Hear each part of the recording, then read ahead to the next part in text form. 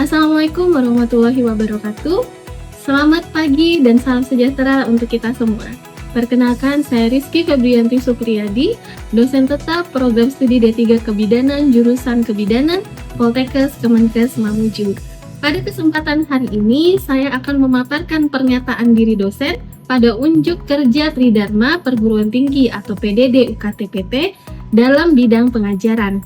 Mata kuliah yang saya ampu adalah asuhan kebidanan neonatus, bayi, dan balita dengan kode mata kuliah KEP.5.2.15 berbobot 4 SKS yang disajikan pada semester 4. Mata kuliah ini merupakan mata kuliah wajib utama yang bertujuan membekali mahasiswa dengan kemampuan menguasai konsep teoritis serta mempraktikkan asuhan kebidanan pada neonatus, bayi, dan balita berbasis evidence based dan pendekatan manajemen kebidanan secara holistik yang sangat relevan pada prioritas percepatan penurunan stunting di Sulawesi Barat.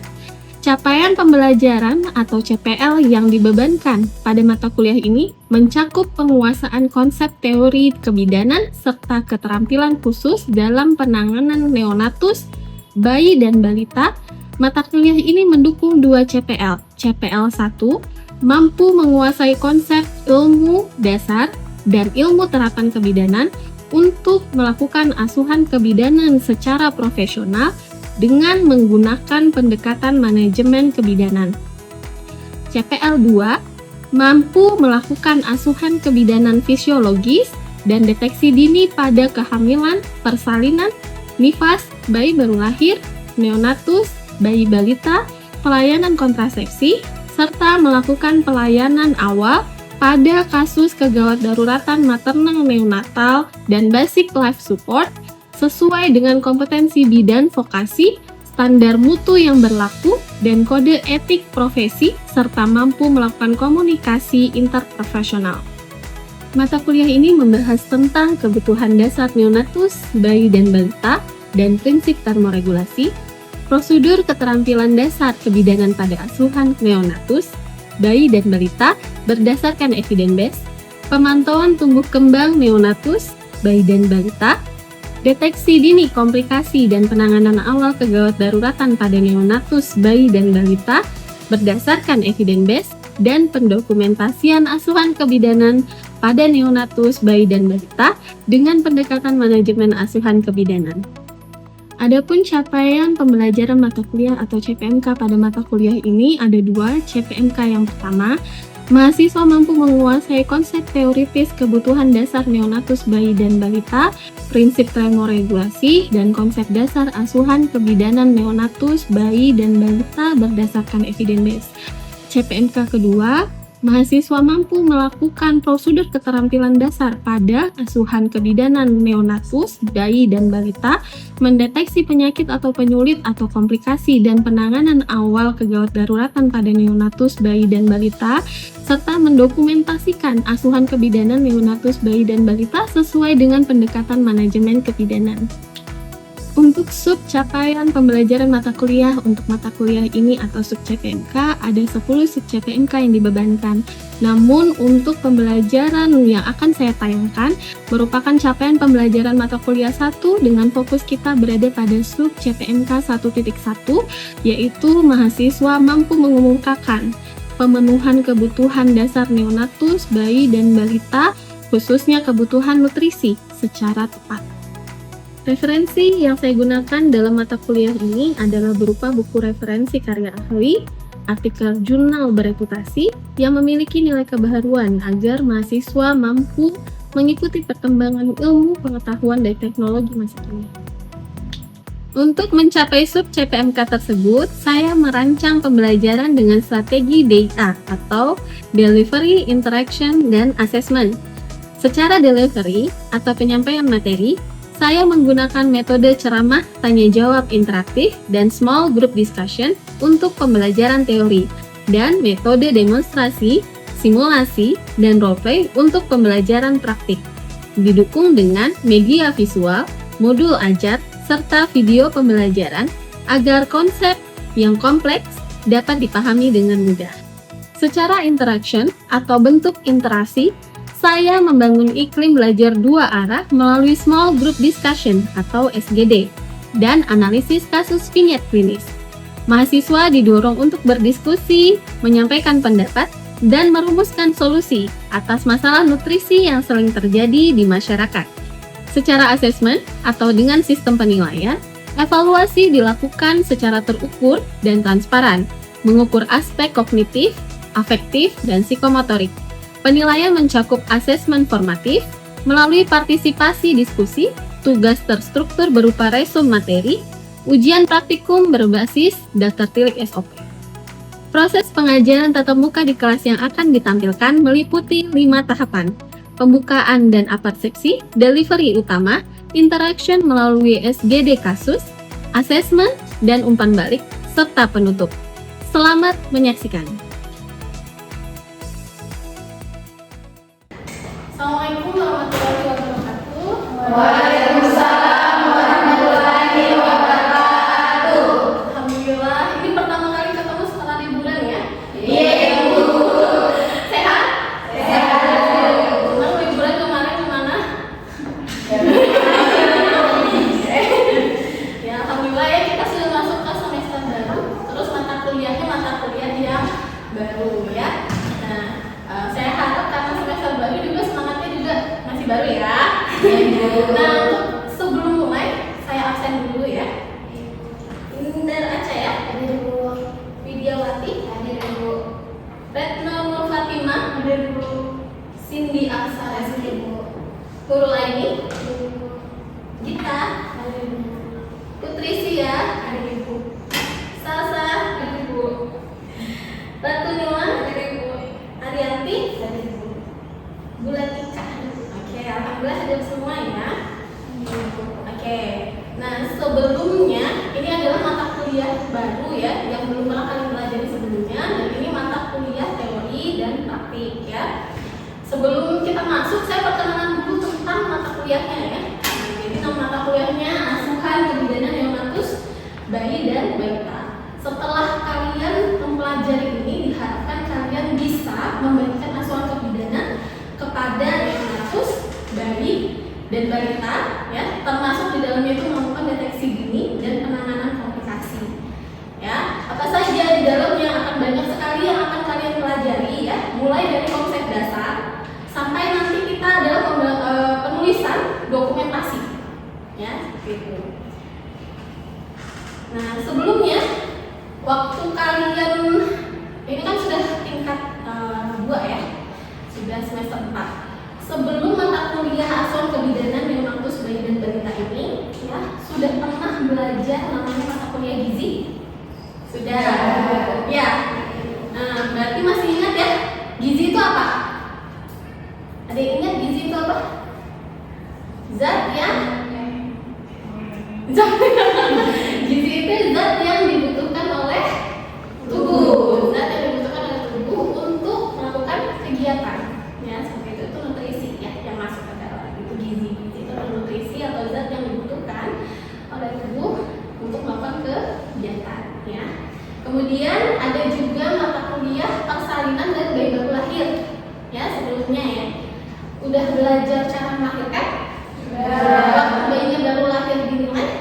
Ya, alhamdulillah seperti itu ya. Jadi ketika sudah dinilai, nah ini adalah kelanjutannya. Nah yang kita pelajari adalah asuhan kebidanan, kelanjutan dari yang persalinan sama bayi baru lahir ya. Nah, sebelum kita lanjut ya ke materi, mungkin bisa perhatikan dulu gambar berikut ya, dua di depan. Nah, apa bedanya gambar sebelah kiri sama gambar sebelah kanan? Yang sebelah mana nih? Sebelah kanan. Kenapa nanti? Lesu. Anaknya lesu. Yang Sebelah ceria. ceria. Yang sebelah sini ceria ya. Yang sebelah sini lesu.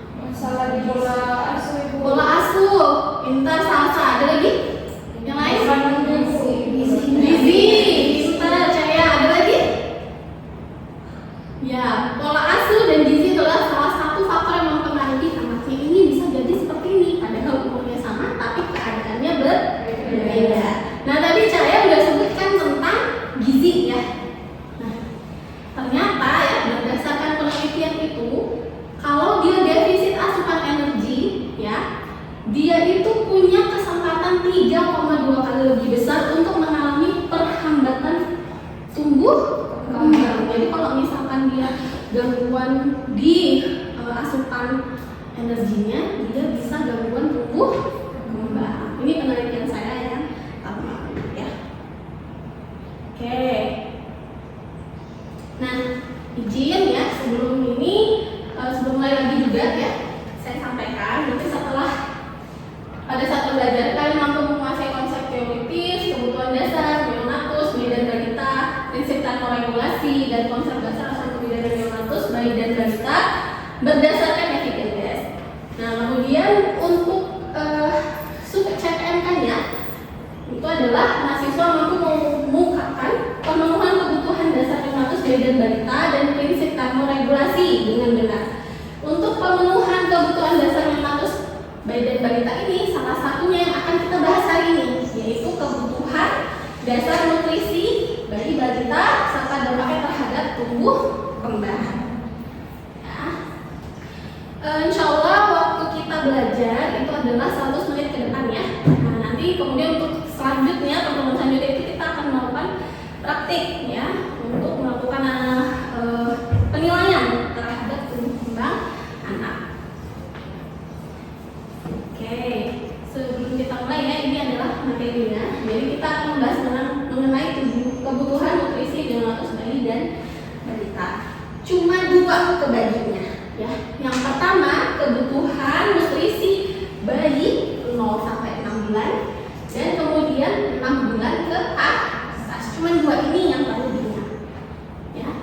Kalau dia 0 sampai 6 bulan, dia nutrisinya hanya ASI eksklusif. Kalau 6 bulan ke atas, dia ASI eksklusif ditambahkan namanya MPASI atau makanan mengandung ASI ya. Nah, terus ini tapi diberikan bertahap. Ya kan nggak mungkin ya baru selesai gitu ya, bisa selesai ASI langsung dikasih ya ikan 1 biji besar gitu kan nggak mungkin ya. Nah, makanya pemberiannya bertahap. Apa itu ASI eksklusif? Ada yang tahu? Ya, Widya? ASI eksklusif adalah pemberian air susu saja pada bayi hingga berusia 6 bulan dan tanpa pemberian makanan atau minuman yang lain. Benar. Tepuk tangannya. Ya, jadi ASI eksklusif itu hanya ASI saja, tidak tambahkan lagi. Biar air putih nggak boleh ya. Ya, oke. Lanjut. Terus kenapa ASI aja? Cukup nggak ya kira-kira ASI aja? Nah, ternyata ada manfaatnya bagi bayi sama bagi ibu ya. ASI saja sampai untuk 6 bulan itu sudah cukup ya. Dia ada di dalamnya itu bisa meningkatkan daya tahan tubuh. Nah, dengan apa meningkatkan daya tahan tubuhnya? Ada terkandung di dalamnya itu namanya antibodi ya. Terus juga mencerdaskan kesehatan mental anak, meningkatkan kecerdasan mental anak. Ya, anaknya jadi IQ-nya lebih meningkat. Ada penelitiannya, anak yang minum ASI itu IQ-nya lebih tinggi daripada anak yang tidak mengkonsumsi ASI.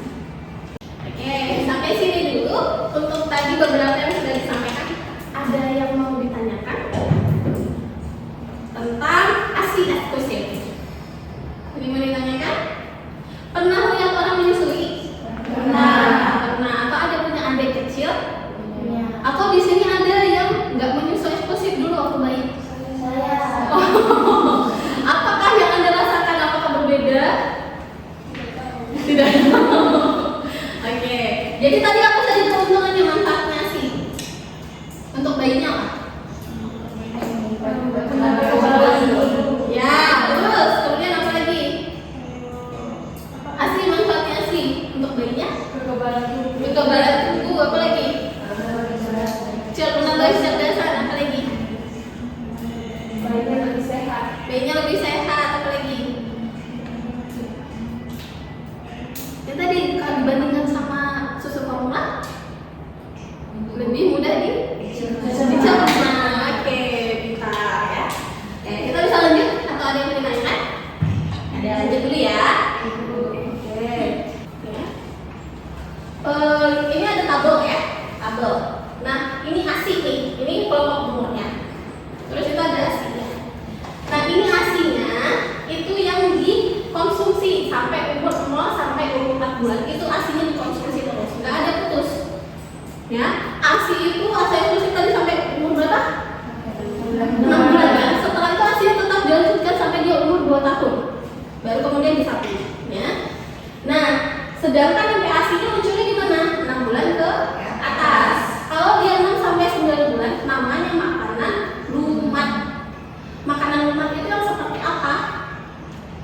sudah dihancurkan kemudian disaring lagi. Ya. Kemudian umur 9 sampai 12 tahun itu naik teksturnya menjadi makanan lunak. Makanan lunak itu seperti apa? Yang lembek. Ya. Tapi nanti umur 12 tahun sampai 12 tahun, 12 bulan sampai 24 bulan itu naik lagi dia jadi makanan padat. Makanan padat itu yang seperti apa? Ya, yang sudah makan keluarga. Ya. Nah, ini yang diberikan kepada bayi. Ya. Jadi diingat apa bulannya sama-sama yang 0 sampai 6 bulan? ASI saja. Ya, 6 sampai 9 ASI ditambah makanan lunak. Yang 9 sampai 12 bulan ASI sama makanan lunak. Sampai sini ada yang ditanyakan? Oh ya, Cindy silahkan. Kalau anak balita umur 3 tahun dikasih makanan manis ibu, terus tidak bisa di stop ibu. Contohnya gimana? Contohnya makanannya apa? Kayak kasih makan permen atau es krim gitu. Kalau dikasih makan permen atau es krim tidak bisa di stop, dan anaknya kalau di stop ibu marah. mau tantrum. Ya bukan apakah dari pemberian makanan manis itu mempengaruhi emosi anak ini?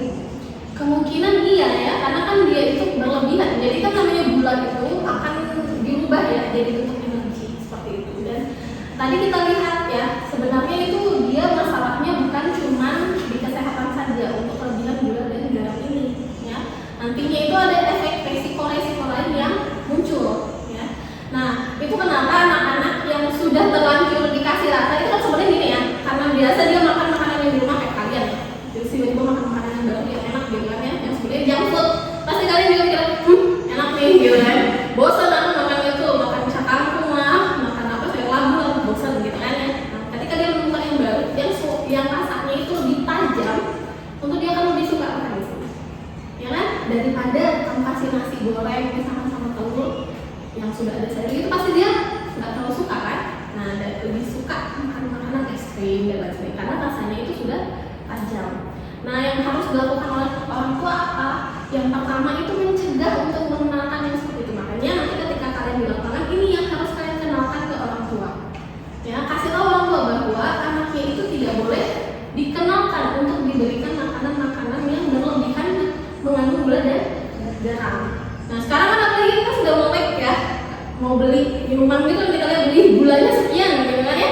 Nah, sama sebenarnya ke anak itu juga harus seperti itu. Kita lihat ini kandungan gulanya berapa, kandungan natriumnya atau garamnya berapa. Seperti itu. Nah, nanti kalau misalkan sudah terlanjur gimana nih kalau mau disentap dia udah tantrum, maka dia diedukasi anak ini supaya dia seperti itu dilatih. Ya, anak-anak itu akan sangat mudah dialihkan pusat perhatiannya. Ya berarti kita carikan yang lain, hal lain yang bisa bikin dia teralihkan seperti itu. Tapi ya nggak dengan makanan lagi seperti itu ya. Oke, sudah sini. Oke, terima kasih pertanyaan yang bagus ya. Ada lain pertanyaan yang lain? Kalau tidak ada, kita lanjut ke diskusi kelompok ya. Mungkin kita bisa bagi jadi berapa? 3 kelompok ya. Silakan membagi jadi 3 kelompok. Nah, ini ada kasus ya. Mungkin kita baca dulu ya bersama. Ada kasus seorang ibu menyusui nyonya namanya dan memposisikan bahwa bayinya yang berusia 7 bulan untuk melakukan penimbangan rutin dan konsultasi tubuh kembang. Ya, 7 bulan. Dia datang ke posyandu itu. Terus kemudian ibunya ngaku sudah ngasih MPASI ketika anaknya umur berapa? 4 bulan. 4 bulan tadi seharusnya udah boleh dikasih MPASI. Nah, karena menganggap ASINya tidak cukup dan bayi sering menangis. Saat ini produksi ASINya dirasakan makin sedikit. Anaknya sekarang 7 bulan ya. Jadi udah 3 bulan nih dia makan MPASI. Terus agar bayi lahap, ibu menambahkan gula dan garam dengan takaran cukup banyak dalam bubur sari bayinya. Nah, bayinya sempat mengalami riwayat diare berulang dalam 2 bulan terakhir. Sekarang berat badannya itu cenderung stagnan atau tidak bisa naik ya, dan ibu bingung mengenai tekstur makanan yang sesuai serta durasi menyusui yang efektif. Nah, sekarang silakan bagi kelompok, ibu beri waktu sekitar 2-3 menit untuk diskusi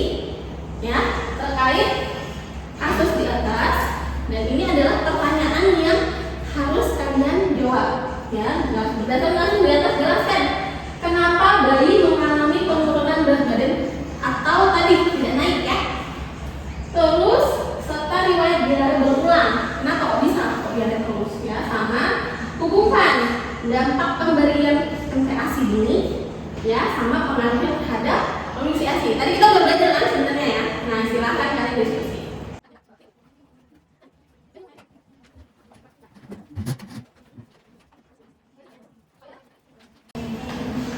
Oke, sudah ya? Mungkin sudah 1-2 menit. Nah, adik-adik sudah diskusi dengan teman satu kelompoknya. Jadi silakan sekarang satu orang yang menyampaikan hasil diskusinya. Ya, mungkin kita mulai dari kelompok 1. Ya, ini kelompok 1 ya, 2, 3 ya. Nah, kelompok 1 silakan. Kalau hasil diskusi Ibu, karena bajunya sudah dikasih MPASI sebelum bulannya Ibu, sebelum waktunya. Jadi organ-organ kayak ususnya juga belum bisa menyerap.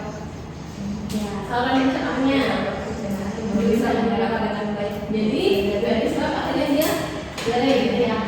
Oke, terima kasih Cindy, silakan duduk. ASI ini mengandung zat kekebalan tubuh seperti immunoglobulin yang melindungi usus bayi. Karena isapan ASI-nya kurang atau asupan yang didapatkan asupan ASI yang didapatkan oleh bayinya kurang, maka perlindungan imunitas ususnya melemah. Jadi makin rentan untuk dia mengalami diare.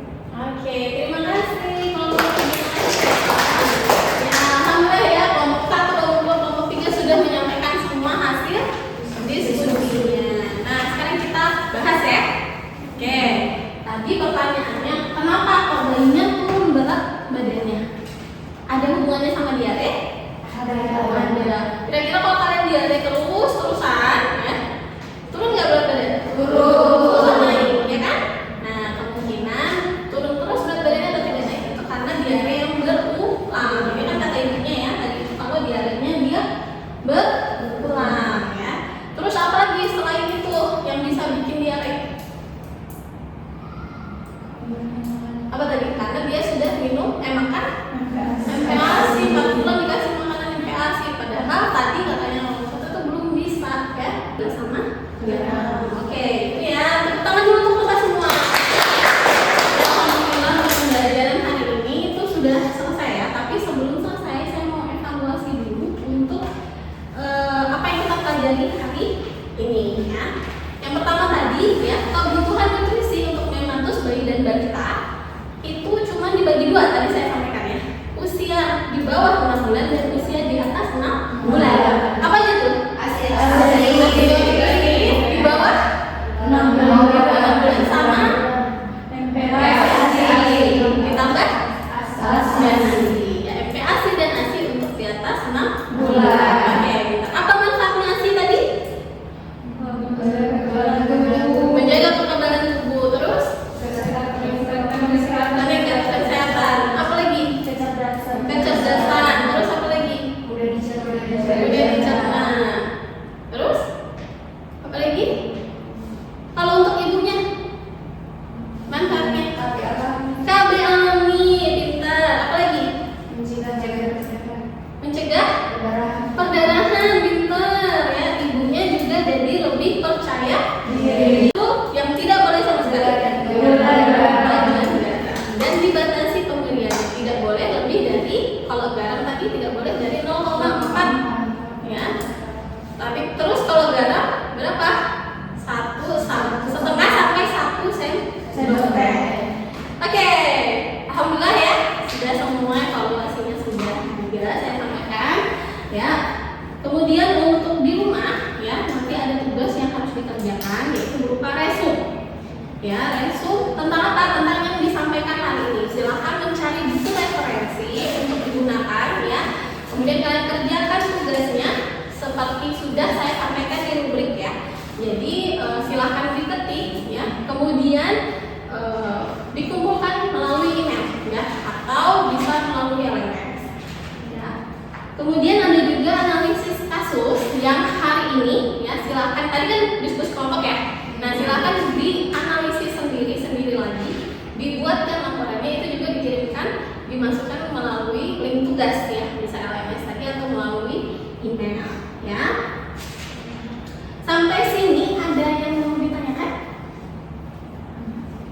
Tidak ada? Saya rasa cukup jelas ya.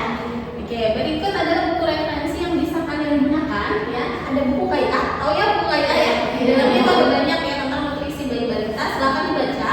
Ya, kemudian ada juga buku panduan praktis pelayanan kesehatan makanan neonatal ya.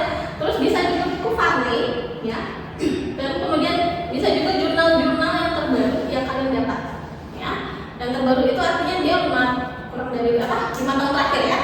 Oke, itu mungkin itu saja dari saya. Kita ketemu lagi pertemuan selanjutnya ya. Nanti kita akan ada praktik juga. Kita akan bahas mengenai kebutuhan lain selain nutrisi ya. Seperti kebutuhan pemberian asuhan ya oleh orang tua pola asuh ya. Sama nanti kita juga akan kebutuhan untuk stimulasi ya anaknya. Bagaimana harus tetap distimulasi agar tumbuh kembangnya itu optimal ya. Kita minta waktu untuk minggu depan ya untuk pertemuan selanjutnya. Mungkin sampai sini dulu, saya tutup. Assalamualaikum warahmatullahi wabarakatuh. Waalaikumsalam warahmatullahi wabarakatuh. Demikianlah pemaparan pernyataan diri dosen dalam unjuk kerja Tridharma Perguruan Tinggi PDD UKT-PT pada bidang pengajaran yang dapat saya sampaikan. Semoga penjelasan serta simulasi proses pembelajaran ini dapat menjadi gambaran yang jelas mengenai komitmen, metode, dan kinerja pengajaran yang saya terapkan. Terima kasih. Wassalamualaikum warahmatullahi wabarakatuh. Selamat pagi.